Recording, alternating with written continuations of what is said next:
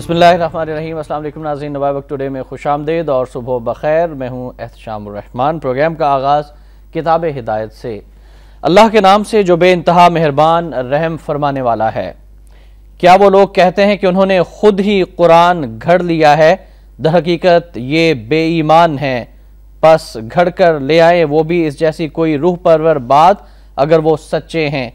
क्या वो पैदा हो गए बगैर किसी खालिक के, या वो खुद ही अपने खालिक हैं। सूरह अल तूर की आयत नंबर 33 तक 35 का तर्जुमा आपके सामने पेश किया गया। नाज़रीन, आज हफ्ता है, आज यकम ज़िल हज 1432 हिजरी 29 अक्टूबर सन 2011 है। आप सबको यकम ज़िल हज मुबारक हो, मुकद्दस महीना है। और आज के मेहमान का तारुफ कराए देते हैं मोहतरम रिजवानुर रहमान रजी साहब, आज हमारे साथ स्टूडियोज़ में तशरीफ़ फरमाए। रिजवान साहब अस्सलाम वालेकुम, बहुत खुश आमदीद और आपको भी ज़िल हज मुबारक। आपको भी मुबारक जी, थैंक यू वेरी मच। और इसका मतलब है कि ईद का दिन तय हो गया जी बिल्कुल, पाकिस्तान में भी चांद नज़र आ गया। और अब कुर्बानी के जानवरों के वजह से बताइए कि आप कुर्बानी के जानवर आपने खरीद लिए? जानवर तो ठीक हैं, ये आपका जो कुकड़ है ना, इसको बचा के रखिएगा। लोग कह रहे हैं कि इतनी महंगाई हो गई है कि अब लोग कुकड़ की तरफ ना आ जाएं कुर्बानी के लिए, क्योंकि बकरे और गायों की कीमतें जो हैं, जानवरों की कीमतें, वो तो आसमान से बातें कर रही हैं। अब वो हर दफ़ा ही ऐसे होता है, ज़ाहिर लोगों की परचेजिंग पावर जब कम होती जाती है, इन्फ्लेशन का असूल है ना कि लोगों की परचेजिंग पावर के हवाले से उनकी परचेजिंग पावर भी बढ़ती जाए। जब लोगों की परचेजिंग पावर कम होनी शुरू हो जाए और प्राइसेस उसी तरह बढ़ती रहे, जो कि कैपिटलिज्म का एक खासा है, सही, तो फिर अल्टीमेटली यही रिजल्ट निकलता है। हमारी उन अहले सरवत लोगों से दरख्वास्त है कि वो सारा गोश्त जो है वो अपने फ्रिज और अपने फ्रीजर में सजाने की बजाय उसको वाकई उसके हुक्म के मुताबिक 3 हिस्से हैं, उसके मुताबिक 3 हिस्से और क्वालिटी वाइज भी 3 हिस्से। ये नहीं कि जनाब चिचड़े और गनिया और वो सारा कुछ जो है वो लोगों में बांट दें, क्वालिटी वाइज भी ठीक उसको बांटें। राइट। और अब हम अपनी टॉप स्टोरी की जानिब बढ़ेंगे। शहबाज शरीफ साहब की कल रैली हुई और नासिर बाग से भाटी चौक तक ज़बरदस्त एहतजाजी रैली। जरदारी इस्तीफा दें वरना कहीं पनाह नहीं मिलेगी, यह कहना है शहबाज शरीफ साहब का। जंग शुरू कर दी, जो जरदारी टोले को नेस्तो नाबूद करने तक जारी रखेंगे। लाहौर आखिरी मार्के के लिए तैयार है। वज़ीर आला ने गो जरदारी गो के नारे लगवाए। जरदारी ने करप्शन ना छोड़ी और इस्तीफा ना दिया तो बच्चा बच्चा मुल्क को तहरीर स्क्वायर बना देगा। अवाम भाटी चौक पर उल्टा लटकाएंगे। मुहर्रम उल हराम के बाद तहरीक चलाएंगे। बादाम और चने लेकर निकले वज़ीर आला पंजाब। जरदारी मदारी नवाज शरीफ के वोट बैंक पर डाका डालना चाहते हैं, उन्हें मुंह की खाना पड़ेगी। अली बाबा 40 चोरों को पकड़कर कैद करेंगे। गो जरदारी गो रैली से खिताब। साद रफीक शाजिया औरंगजेब की भी तकारीर। गुजरावाला शेखपुरा कसूर दीगर शहरों से रैलियां लाहौर पहुंची।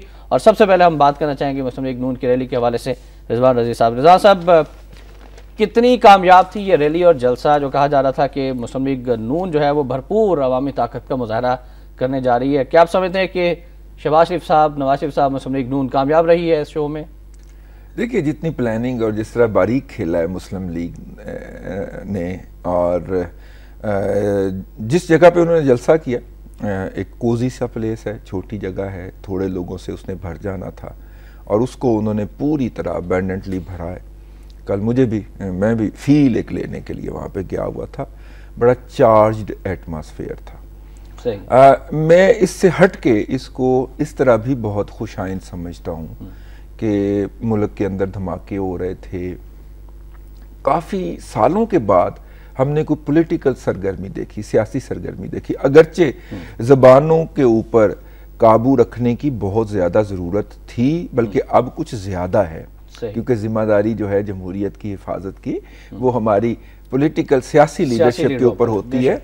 एक बात मैं ज़रूर कहूँगा कि अगर सियासी लीडरशिप को आज, चले रैली गुजर गई, उसके जो काउंटर बयानात आने थे वो भी गुजर गए, लेकिन आज वो बैठ के सोचें सही ज़रूर कि जब जो उन्होंने ज़ुबान एक दूसरे के ख़िलाफ़ इस्तेमाल की है, एक दूसरे के गंदे कपड़े सरे बाज़ार चौक में बैठ के धोए हैं, एक दूसरे को गंदा किया है ना, तो इस गंदा करने का फ़ायदा किसको हुआ है? सही, किसी तीसरी कुव्वत को हुआ है। बिल्कुल सही, ठीक है। मुझे बड़े खदशात हैं ज़ाती तौर पे इस मुल्क में, जो जमहूरियत की छोटी सी कॉम्पल फूटने लगती है और फिर कोई आ जाता है, वो उसको उखाड़ के देखता है अभी तक इसने जड़ क्यों नहीं पकड़ी। ठीक, तो कोई फिर इस तरह का जो बिल्ला है वो इस कुकड़ के द्वारे, इस जमहूरियत के कुकड़ के द्वारे होके ना लेकिन रिजवान साहब 3 नुकात थे, करप्शन और इसके अलावा जो मुल्क में दीगर सूरत हाल है वो आपके सामने है, लोड शेडिंग है, बेरोजगारी है। हाँ, इसमें ना हमारी एक साइकोलॉजिकल कौम की जो एक है, हम सिंबलाइज कर देते हैं बुराई को। पाकिस्तान का एक बाजू अलग हुआ तो हमने सिंबलाइज कर दिया कि शराबी जर्नैल ने जी आधा पाकिस्तान डुबो दिया। आप अपनी फिल्मों में देखें ना, वो जो विलन होता है उसमें दुनिया की हर बुराई डाल देते हैं और आखिर में फिल्म में उसको मरता हुआ दिखा देते हैं कि जी बुराई खत्म हो गई। ठीक, इसी तरह हम सिंबलाइज करते हैं और उस सिंबलाइजेशन के अंदर हम अपने मुखालिफ को तमाम बुराइयों की जड़ और वजह करार दे के उसको एलिमिनेट करने के ऊपर हो जाते हैं, जो असल में मिसाइल होते हैं। हमने कहा जी ये मिसाइल भी इनकी वजह से हुए और उसके बाद इनका जाना बहुत जरूरी है। ये हमने से मुराद है कि जो लीडरशिप है उनकी। अब मेरा मतलब है कि अगर वो फर्ज करें आज के दिन में, वैसे वो इतने अच्छे तो नहीं है, लेकिन आज के दिन में जरदारी साहब कहें जी मैं लानत भेजता हूँ, मेरी इतनी गालियां पड़ रही, ये लो पढ़ो तुम्हारी हुकूमत पड़ी हुई है, सही, ठीक है आप कर ले। लेकिन जरदारी साहब ने तो कहा कि गो के नारे लगाने वाले दोस्त जमहूरी इस्तेहकाम के लिए काम करें। हाँ ठीक, वो तो खैर अगर वो हुकूमत दे देते हैं तो क्या जो लोग उनको गो का नारा लगाने वाले हैं उनके पास इस मुल्क के अंदर बिजली का बहरान का कोई हल है? उनके पास महंगाई के खात्मे का कोई हल है? उनके पास करप्शन के खात्मे का कोई रोड मैप है? तो फिर आवाम किसको बुरा करे? आप कह रहे हैं कि जमहूरियत बुरी नहीं है, लेकिन आप समझते हैं कि जमहूरियत को बुरा करके दिखा दिया गया है, बुरा करके पेश कर दिया गया है इन 3.5 सालों के अंदर, जो मुल्क के अंदर करप्शन है, खबरें आमतौर पर मैं वही कह रहा हूँ ना, जमहूरियत के सबसे ज्यादा बेनिफिशियरी जो हैं ये लीडर हैं। तो इनको इस पे कुल्हाड़ा चलाते वक्त सोचना चाहिए कि ये कहीं अपने पाँव पे कुल्हाड़ा तो नहीं मार रहे। मुझे बड़ी खुशी है इस हवाले से कि लाहौर में सियासी सरगर्मियां बहाल हुई हैं, लेकिन साथ में मुझे दुख भी है कि ज़बान और अदियान के ऊपर वो जो दहन है उनके ऊपर कंट्रोल रखा जाना बहुत ज़रूरी है। और कल इमरान खान साहब की भी रैली और जलसा होगा लाहौर में। कुछ जो नाज़रीन बयान आए हैं पाकिस्तान पीपल्स पार्टी की जानिब से, रिएक्शन आया है, वो भी हम आप तक पहुंचाना चाहेंगे। पहले इमरान खान साहब की बात करेंगे। वो कह रहे हैं कि मार्च के बाद इलेक्शन देख रहा हूं इमरान, और सदर के खिलाफ बाजारी जुबान इस्तेमाल की गई पीपल्स पार्टी एहतजाजन कल रैली निकालेंगे, ये कहना है मुत्तहदा कौमी मूवमेंट का। शर बरादरान ने कॉमेडी शो पेश किया, बाबर अमान किरदार कुशी बंद की जाए, मुज़ाकरात की दावत देते हैं रहमान मलिक, गवर्नर आसिफ हाशमी और दीगर ने यह कहा है। रैलियों से हुकूमत नहीं जाएगी, शुजात हुसैन। अल्ताफ की पीपल्स पार्टी रहनुमाओं को रैली में शिरकत की दावत। मुस्लिम लीग नून PPP लड़ाई जाली है, इमरान की द नेशन से गुफ्तगू। और एक खबर और शामिल करेंगे, उसके बाद फिर हम तबसरे के लिए तजिए के लिए आएंगे रिजवान साहब की जानिब। इमरान साहब के हवाले से ये खबर है कि इस्लामाबाद ड्रोन हमलों के खिलाफ तहरीक इंसाफ और कबायली माहिदीन की पार्लियामेंट हाउस तक रैली। ग्रैंड जिरगा में मुज़म्मती करारदाद मंजूर, आलमी अदालतों से रुजू का फैसला। जरदारी इस्लामाबाद में है, शहबाज शरीफ ने किस के खिलाफ रैली निकाली, इमरान रैली में बरतानवी तंजीम की भी शिरकत हुई है। हम बात करना चाहेंगे पीपल्स पार्टी ने जो डायरेक्शन दिया, फिर खासतौर पर मुत्तहदा ने कह दिया कि कल हम भी रैली निकालेंगे सदर आसिफ अली जरदारी की हिमायत में। और बताइएगा माजी में भी इस तरह की रैलियां निकलती रही हैं। का जो हुकूमत और उसके इत्तेहादियों का इस रैली के ऊपर इतना ज्यादा इरिटेट होना, कल्पना, और उसके मुकाबले में यकीनन वो हुकूमत के जो छोड़े हुए ना 2-3 लोग वो जो घूमते रहते हैं। बाबर अमान साहब कल मीडिया में काफी छाए रहे हैं और उन्होंने मीडिया से गुफ्तगू भी की है और उन्होंने जवाब दिया है। उनकी जुबान बड़ी गंदी है, वो ज़ाहिर है कि, लेकिन अब कल की रैली के बाद हम ये नहीं कह सकेंगे उनको, ठीक है, मतलब वो गंदी जुबान इस्तेमाल करते हैं। जैसे यार कितनी जुल्म की बात है, शाम जाली डिग्री गंदी जुबान वाला शख्स जो है वो दरसे कुरान देने बैठ जाता है, उसे ज़रा भी शर्म नहीं आती। मतलब हम इससे बरी हैं भी, हम अल्लाह ताला के यहाँ खुदा का खौफ आता है, दिल कांप जाता है कि वो कलाम जिसको कलाम करने से पहले, जिसका जिक्र करने से पहले ज़बान को वज़ू देना पड़ता है, वो साथ में आसमान वाले का कलाम है ना, तो एहतराम की जगह है। बिल्कुल सही। और जो बंदा वो कलाम पढ़ता है, मुआशरा उससे ये तवक्को करता है कि वो यावा गोई के अंदर और बदगोई के अंदर शामिल नहीं होगा। और वो जो सबसे बड़ा यावा गो है, वो जब दरसे कुरान देने बैठता है, मैं कांप जाता हूँ अंदर से कि उसकी कहीं कहारियत जो है वो जोश में ना आ जाए और उसको गुस्सा ना आ जाए इस बात के ऊपर। एनी हाउ, यहाँ तक ये बात है ना, इस्लामाबाद के अंदर इमरान खान साहब की अपनी ताकत के इजहार की उन्होंने किया, उनका हक था, और लेकिन ये जो PMLN ने कल शो किया है, और उससे आप जितना भी भरपूर कह लें, उसने इमरान खान साहब के लिए टफ टास्क सेट कर दिया, टफ टास्क, और पॉलिटिकली खेला है कि छोटी जगह पे भरपूर शो करके, अब आप देखिए ना, उससे 3 गुना ज्यादा लोग भी मीनारे पाकिस्तान के ग्राउंड में इकट्ठे हो जाएं तो वो माहौल नहीं बन पाएगा जो कि यहाँ पे भाटी में बन गया। तो टफ टास्क जरा हो गया। ठीक, अब आप बताइएगा कि कल जो जलसा है बिल्कुल एक टफ टास्क है इमरान खान साहब के लिए।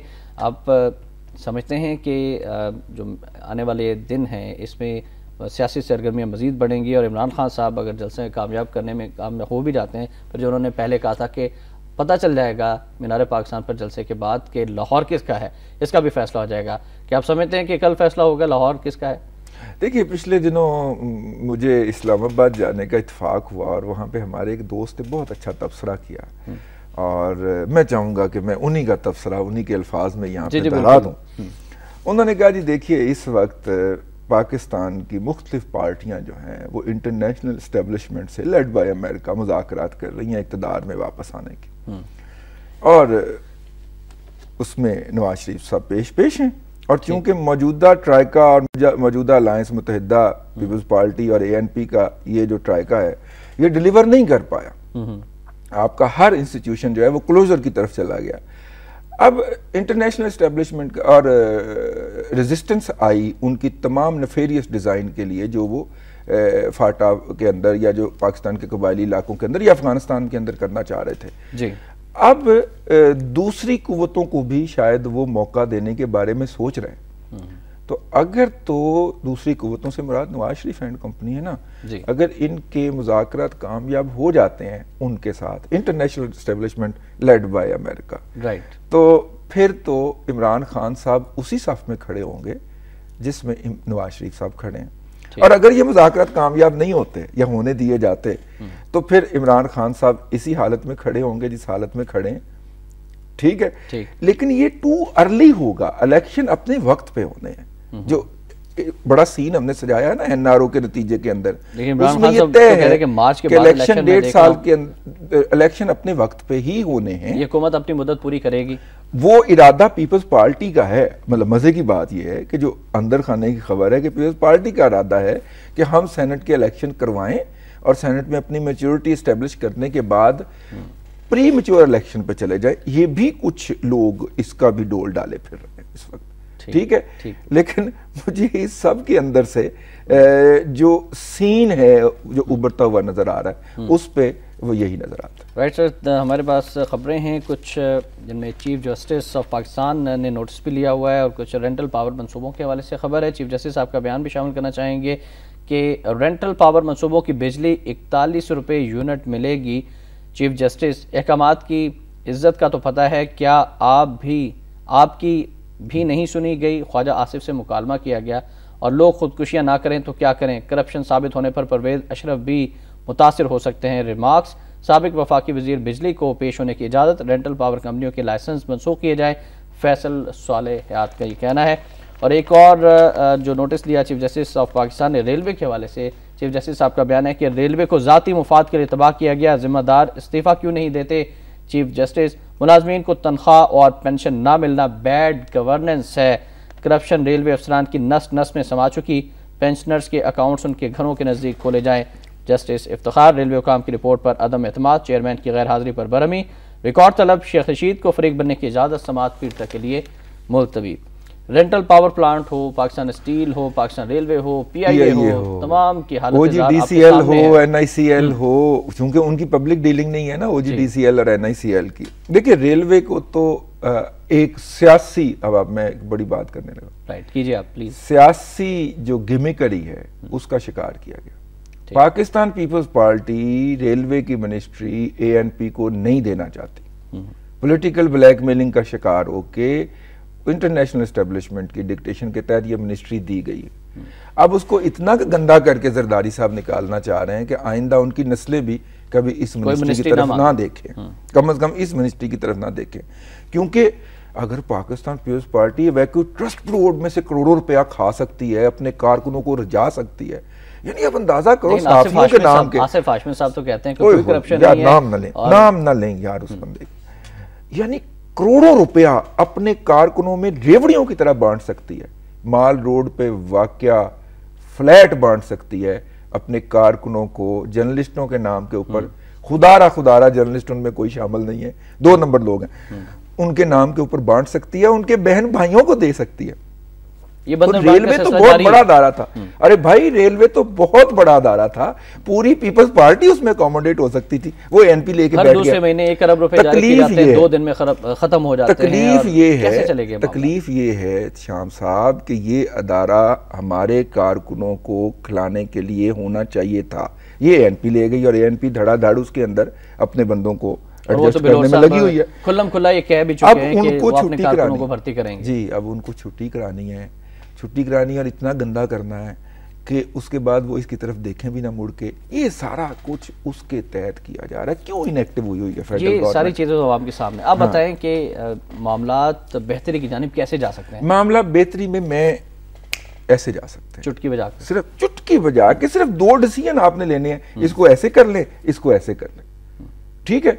और जो रेलवे के स्टेक होल्डर हैं जिनकी सारी उम्र रेलवे में गुजर गई और आज उनको गाली मिल रही है, वो प्रमोशन, वो मेहनत करके 25-25, 27 साल की सर्विस के बाद कोई जीएम बने हैं और आज उनको सरे बाजार गालियां मिल रही हैं, उनके लिए तो खुदकुशी का मुकाम होगा ना। उन ऑफिसर्स के लिए वो रेलवे चलेगा तो उनकी इज्जत है, वो रेलवे को बचाना चाहते हैं। वो जो भी प्रपोजल लेके जाते हैं, प्राइवेट सेक्टर को वो मिनिस्टर साहब जो हैं हैंड ओवर करने की कोशिशें, प्राइवेट सेक्टर पाकिस्तान का या इंटरनेशनल कोई भी कंपनी इतने बड़े इंस्टीट्यूट को टेक ओवर नहीं कर सकती। वो अफोर्ड ही नहीं करती इतना बड़ा इंस्टीट्यूशन लेना। ये स्टेट, और जितना उसके अंदर खराबियां हो चुकी हैं, ये स्टेट ही चलाएगी इसको, और स्टेट को ही इसके चलाना है। प्राइवेट पब्लिक पार्टनरशिप के तहत चल सकता है। जिस तरह देखिए ना, बहुत सारी ट्रेनें प्राइवेटाइज कर रहे हैं, ठीक है, अगरचे वो भी कोई अच्छा तरीका नहीं है, क्योंकि रिसोर्सेज बहरहाल रेलवे के होंगे, कलेक्शन उसकी टिकटों वगैरह की, मतलब कलेक्शन ही हो गया, नहीं ऑपरेशन और कलेक्शन आप वो प्राइवेट सेक्टर को दे रहे हैं। उससे भी बेहतरी की गुंजाइश होगी। बहुत सारे मंसूबे मौजूदा जो जीएम है, मेरी कोई सईद अख्तर साहब, हाँ, मेरी कोई फूफी का पुत्र नहीं है, लेकिन उसने बहुत सारे ऐसे प्रपोजल्स दिए हैं कि जिससे रेलवे को कम से कम इस सूरत हाल से बचाया जा सकता था। वो जो एएनपी का अकेला बंदा बैठा हुआ है, वो रिजेक्ट कर ही जा रहा है, नहीं ये भी नहीं होगा, ये भी नहीं होगा। और वो जान नहीं छोड़ते ना। आप तो चीफ जस्टिस साहब ने भी कह दिया कि इस्तीफा क्यों नहीं दे देते। भाईजान, उसका अपना बिजनेस है ट्रांसपोर्टेशन का, तो क्या अवाम उठेंगे और जाकर उस वजीर को उठा के रेलवे की उस पोस्ट से नीचे? यार अवाम ने तो 60 साल पहले इनको निकाल के यहाँ से फेंक दिया था। ये एस्टेब्लिशमेंट जो है, जो हमें सारी उम्र पढ़ाती रही, ठीक है, अब उनके वो ब्लू आइड बने हुए हैं, क्योंकि 4 एक जर्नैल उनके जानने वाले पहुंच गए हैं ऊपर, मेजर जनरल बन गए हैं, तो इसलिए वो उनके एएनपी ब्लू आइड बनी हुई है इस वक्त फौज की, और फौज हर सेटअप में उसको इंक्लूड करना लाजमी समझती है और गन पॉइंट पे इंक्लूड कराना अगर लाजमी समझती है। बाइकआउट ना करती तो आप समझते हैं कि आज एएनपी वो तो पूरा एक सीन है ना, उस पर तो हम कई दफा डिस्कस करते हैं। एक और खबर और उसके बाद ब्रेक पे जाना है। खबर बड़ी अहम है कि अकबर बुगटी कत्ल केस, मुशर्रफ और शौकत अजीज के वारंट गिरफ्तारी जारी। साबिक सदर और वज़ीर आज़म के वारंट गिरफ्तारी के इजरा क्राइम ब्रांच कोयटा की तरफ से दायर दरख्वास्त पर किया गया है। ब्रेक लेंगे, ब्रेक के बाद दोबारा वापस आते हैं आपकी कॉल्स के साथ। आप हमारे साथ रहिएगा।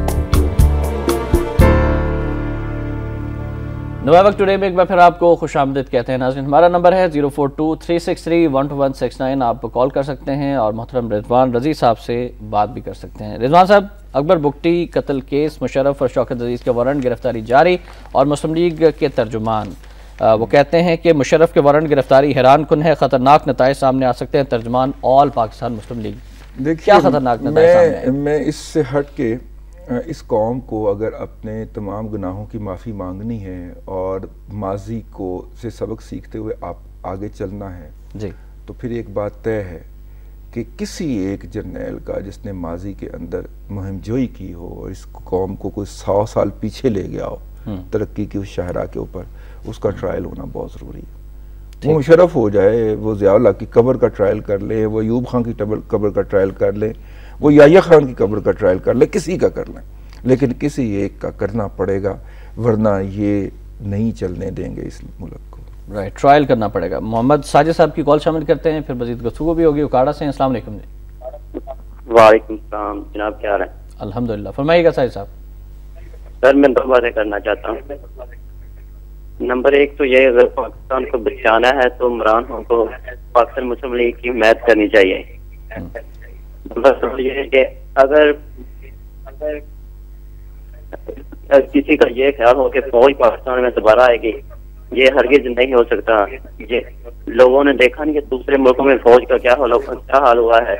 राइट, ठीक, thank you very much Mohammad Sajid Sahab, आपने उकाड़ा से कॉल की। आपके 2 पॉइंट हैं वो अभी डिस्कस करते हैं। शाहिद साहब मैं लाहौर से। अस्सलाम वालेकुम। अस्सलाम वालेकुम जी। जी शाहिद साहब। जी मैं मियाँ साहबान से गुजारिश करूंगा कि अब कदम उठा लिया है तो इसे रुकने ना दें, अवाम को मोबिलाइज करें और इस तहरीक को तेज करें। उनके सियासी मुखालफिन आग बगोला दिखाई देते हैं, लेकिन बाबर अवान को मालूम होना चाहिए कि मियाँ साहबान का नाम बिगाड़ने के साथ साथ अगर वो अपने कारनामे, अपने करतूत देखें तो उनका नाम भी बाबर अवान नहीं बल्कि जाबिर शैतान होना चाहिए। Right, thank you very much जी, thank you very much. Babar Awan Sahab ने कल कहा कि शरीफ बरादरान नहीं शर बरादरान है, और इस पर फरमाइए। दूसरे ने, हमारे कॉलर ने कहा कि इमरान खान मुस्लिम लीग अगर मिल जाए तो फिर पाकिस्तान बच सकता है और ये तहरीक अब रुकनी नहीं चाहिए। मैं उनकी वो जाली डॉक्टर साहब के बयान को इस काबिल नहीं समझता कि उस पर तबसरा किया जाए। दूसरी बात जो है कि तो डॉक्टर रहमान मलिक साहब भी हो गए, वो भी डॉक्टर साहब हैं। अब बंदा क्या कहे कि शर्म आती है उसको सदर जामिया कहते हुए। ठीक है, दुम हलाता फिरता है वो 9-0 में जो सदर जामिया कराची। आपकी डिग्री वहाँ की है जी, बिल्कुल। आग नहीं लगाई आपने उसको? उस डिपार्टमेंट की है जिससे कहा जाता है आग नहीं लगाई आपने उस डिग्री को। से ही इतना बेशर्म आदमी जो है वो सदर जामिया बना बैठा और अभी तक बना बैठा। ठीक है जी, बिल्कुल। मुझे तो अफसोस हो रहा है कि मैंने इतने साल वहां पे जाया कर दिए। तो इस तरह से छोड़ो इस बात को। अब जहां तक बात है इसकी बात पे तो तबसरा करने की जरूरत नहीं है। मैंने वो बयान कर दिया जी, ये अलायंस हो जाएगा अगर नवाज शरीफ साहब को बर्शे इक़्तिदार लाना मतलूब हुआ तो। ठीक, बस इस पर यही तबसरा का। राइट, कुछ मजीद कॉलर शामिल करते हैं। अस्सलाम वालेकुम जी, कौन साहब कहाँ से हैं? तौफीक गुजर बात कर रहा हूँ जी, बिहारी से। जी तौफीक साहब, फरमाइएगा। रजी साहब से मेरा है कि एक तो मुस्लिम लीग की रैली आपने देख ली जी, दूसरा इमरान खान साहब की जो रैली है वो लाहौर के लिए कर रहे हैं और इधर हरियाणा से बसें तैयार हो रही हैं उधर रैली में जाने के लिए। तो उनका हक बनता है, मगर लाहौर की रैली नहीं होगी, वो सिर्फ पूरे पंजाब से आदमी इकट्ठे करेंगे। और दूसरा है कि इमरान खान साहब को चाहिए कि वो भी मुस्लिम लीग की तरह अगर जुलूस निकालना चाहते हैं जरदारी साहब के तरह, तो इस्लामाबाद में वो जाके रैली निकाले ना। वो भी लाहौर वालों को चैलेंज कर रहे हैं, लाहौर वाले मजबूत हैं, उनसे हारने वाले नहीं है क्योंकि उनके साथ अवाम है। जी बहुत शुक्रिया सर। एक और कॉलर हम शामिल कर लें। तारिक साहब हैं कराची से। अस्सलाम वालेकुम जी। अस्सलाम वालेकुम, तारिक बात कर रहा हूँ कराची से। वालेकुम सलाम, फरमाइएगा तारिक साहब। पंजाब की एक अदालत की तरफ से मुल्क सलाही साहब की बाइज्जत बरियत पर मैं मुख्तसर तबसरा करना चाहूँगा।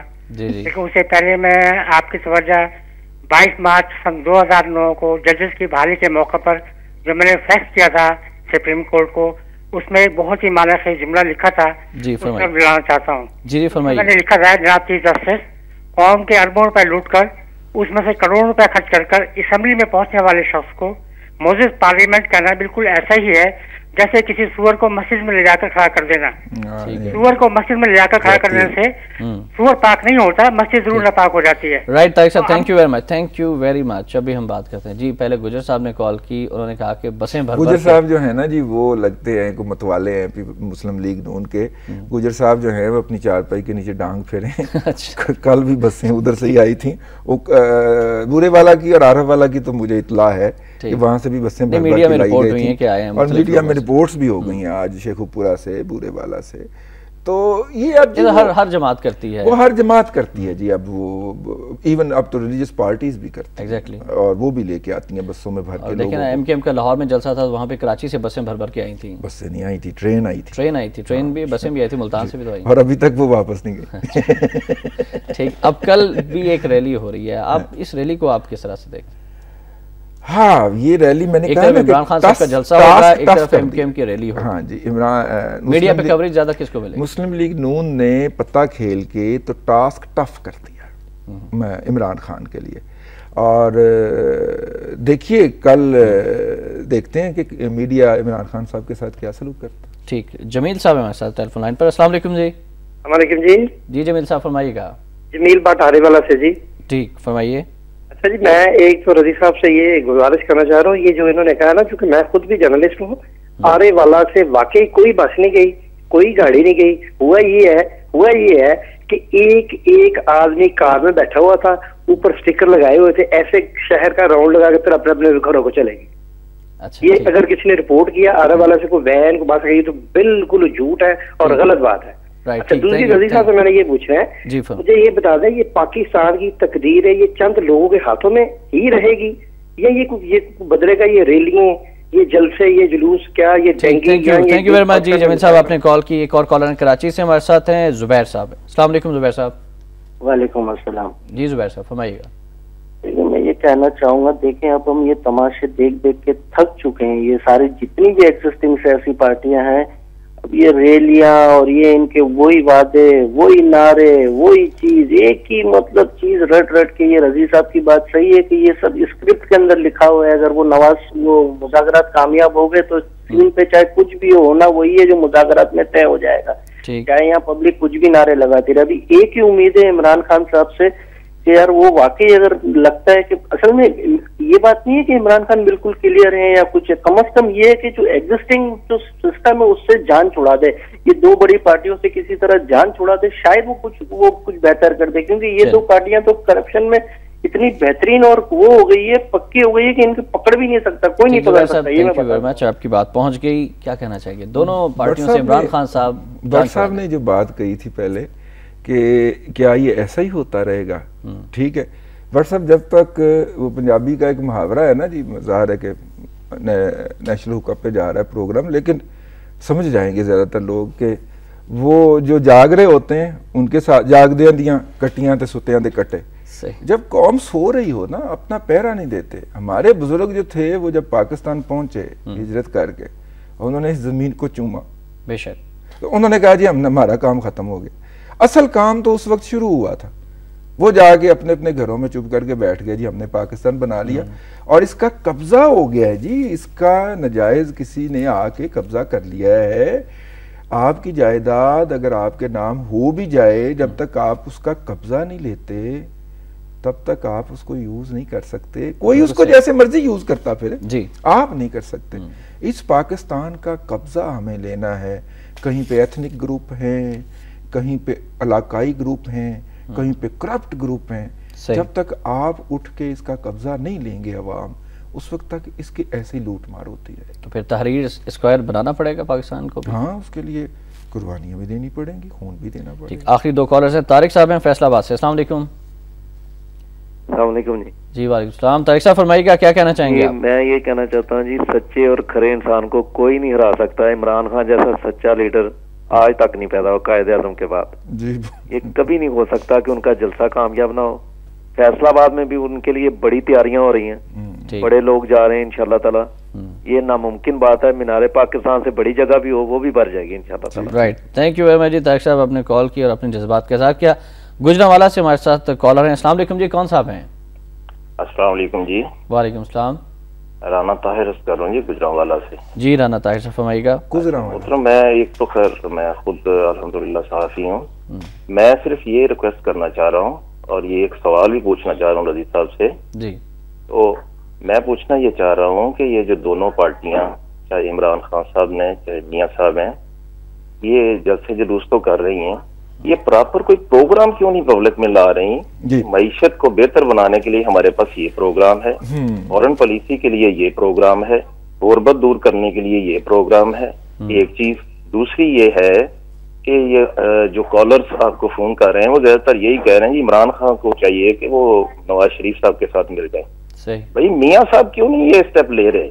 मियाँ साहब क्यों खड़े हैं अकड़ के? वो ना तो काफ लीग वालों को करीब लगा रहे हैं, ना जमात इस्लामी को लगा रहे हैं, ना इमरान खान को लगा रहे हैं। बड़े तो वो है, फर्ज तो उनका बनता है। सही, ठीक है जी। राइट राना ताहिर साहब, बहुत शुक्रिया आपने कॉल की, थैंक यू वेरी मच जी। राना साहब ये बात मैं पहले कर चुका हूँ कि अल्हम्दुलिल्लाह उनके पास, अपोजिशन के पास भी कोई प्रोग्राम नहीं है, कोई रोड मैप नहीं है कि वो अवाम को इससे कैसे निजात दिलाएगी, और अवाम के डिप्रेशन की एक यही वजह है। और इमरान खान साहब की भी जो मकबूलियत है, जो उसमें कुछ थोड़ा बहुत जो इजाफा हमें नजर आता है मुख्तलिफ सर्वेज में, उसकी यही वजह है कि दोनों इमरान साहब जब बात करते हैं, आप समझते हैं कि इमरान खान साहब के पास कोई प्रोग्राम है जब वो बात कर रहे हैं? इमरान खान साहब दावा तो बहुत करते हैं, इमरान खान साहब दावा तो बहुत करते हैं, और एक्सपर्ट भी उनके पास, मतलब परवेज भट्ट जैसे बहुत बड़े बड़े नाम हैं उनके पास। अब उन नामों ने तैयार क्या किया है, उसकी प्रेजेंटेशन मुझे नहीं मिली। मतलब हैं तो बड़े बड़े नाम, लेकिन बड़े बड़े माहिरीन मुआशियात भी आगे हैं, और साबिक जज साहिबान भी शामिल हो रहे हैं, लेकिन वो अभी तक उनके पास उन्होंने भी उसको पब्लिक नहीं किया। हालांकि वो कहते रहते हैं कि जनाब मीडिया मुझे टाइम नहीं देता उसके ऊपर हम अपने प्रोग्राम जाके पेश करें, लेकिन अभी तक वो पब्लिक हो नहीं सका। दूसरी बात इन्होंने राणा साहब ने क्या कही थी, उन्होंने कहा था कि नवाज शरीफ साहब बड़े भाई हैं, बड़े भाई वाला किरदार अदा करें, ना जमात इस्लामी के साथ मिलाते हैं, ना काफिर वालों के साथ मिलाते हैं। नवाज शरीफ साहब से जी जाती तौर पे हमारे दोस्तों का एक ग्रुप गया था जिसमें मुझे भी शामिल कर लिया गया था, तो मैंने जो उनकी बॉडी लैंग्वेज देखी है वो इस पे तैयार हैं जी, इस तरह के किसी भी सेटअप में जाने के लिए ज़हनी तौर पे भी तैयार हैं, और मतलब कि फिजिकली भी तैयार हैं। मसला ये है कि अभी वो गेम सज नहीं रही, अब बहुत अर्ली शुरू हो गई ना इलेक्शन कैंपेन। आप नहीं देखते कि ये अब स्टार्ट हो गई है इलेक्शन कैंपेन, अर्ली शुरू हो गई ना, मतलब उनका। और मजे की बात ये है कि उसके एक हफ्ते बाद ही इमरान खान साहब से भी मुलाकात हुई। दोनों का ये है कि किसी भी अलायंस की बात करना ये टू अर्ली होगा, हम अपनी सियासी मोबिलाइजेशन करें, और इलेक्शन जब अनाउंस होगा तो उस वक्त देखा जाएगा पीपल्स पार्टी पर क्या असरात हो सकते लेकिन हैं। रिजेक्शन इमरान खान साहब की रैली के और मियां साहबान की जो रैली थी कल और जलसा था, जलसे जुलूसों क्या असरात होंगे हुकूमत पे? हुकूमत पे क्या असरात हुआ करते हैं? हुकूमत खास तौर पे जो इतनी स्ट्रॉन्ग हालत में हो जाए जैसी कि ये मार्च के बाद हो जाएगी, वो बड़े आराम से टांग पे टांग रख के पाइप पिएगी या सिगार पिएगी, वो कहेगी ठीक है कप पाई जो हमारी सेहत पे क्या असर है। हिस्ट्री तो यही बताती है ना जी। और खास तौर पे ऐसी गवर्नमेंट जो अवाम के मसाइल के हवाले से प्रॉन ना हो, जब तक पेंशन की लाइन में लगा हुआ कोई बुजुर्ग आदमी इस दुनिया से ना गुजर जाए उस वक्त तक ये ऑर्डर ना करे, और बैंकों के बाहर लाइन बनाने के लिए भी जो ऑर्डर है वो प्रेसिडेंसी से जारी हो, गवर्नेंस का इतना आला मयार हो, ठीक है, उस हुकूमत से तो हमें कोई तवक्को नहीं करनी चाहिए। चीफ जस्टिस साहब ने भी कह दिया ना हुकूमत नाकाम हो चुकी है अपने फैसले में, ये भी कहते हैं बैड गवर्नेंस है। अब तो हम थक गए हैं ये क्या कह के भी थक गए, अब तो बैड से वर्स्ट और वर्स्ट से भी कोई अगला काम हो गया। ठीक, हम थैंक यू और शुक्रिया अदा करते हैं अपने कॉलर्स का जिन्होंने आज के प्रोग्राम में कॉल्स की, जिनकी कॉल शामिल नहीं कर सके उनसे माजरत बढ़ते हैं। नवाब वक्त कॉलम की जानिब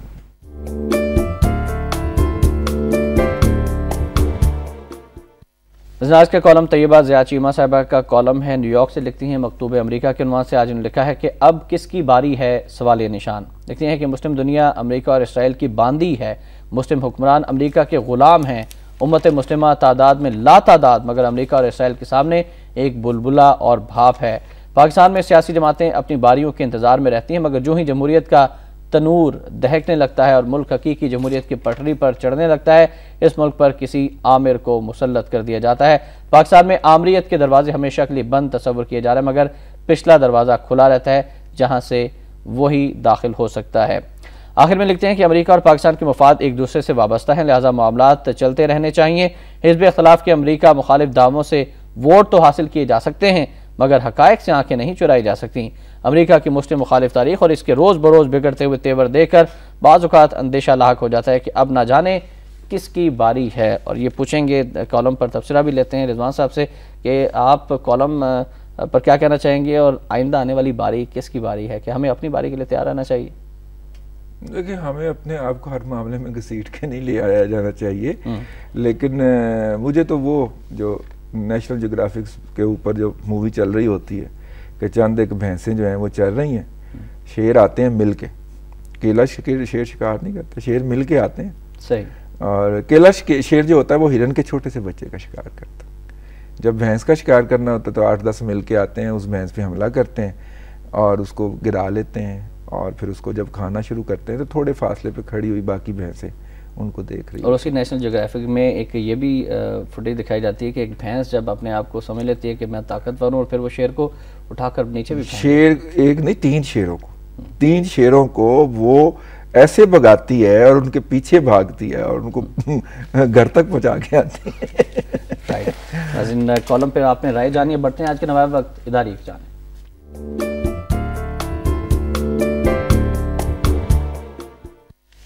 नाज़रीन, आज का नवाब इक़्तिदारी है कि भारत के खिलाफ कश्मीरियों का यौम स्याह और सैयद अली गिलानी का हुकूमत पाकिस्तान से इजहार मायूसी, मुल्क बचाने के लिए अब बेहतर क़यादत के इंतखाब की ज़रूरत है। मकबूजा कश्मीर पर भारत के गासिबाना कब्जे के 64 साल मुकम्मल होने पर गुज़श्ता रोज़ मकबूजा और आज़ाद कश्मीर समेत दुनिया भर में कश्मीरी अवाम ने भारतीय जबरो तसल्लुत के खिलाफ यौम स्याह मनाया।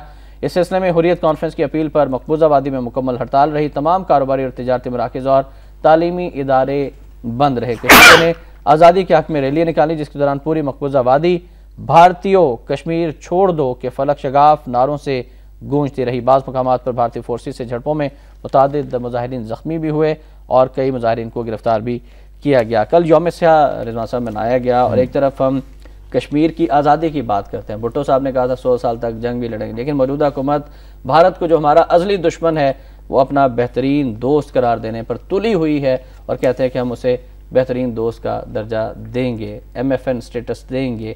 क्या कहते हैं इदारे पर कश्मीर की सूरत हाल पर हुकूमत? MFN स्टेटस ट्रेड के हवाले से मेरा ख्याल है कि मौजूदा हुकूमत से ज़्यादा बुरा, फसड्डी और बदतरीन नेगोशिएटर नहीं हो सकता।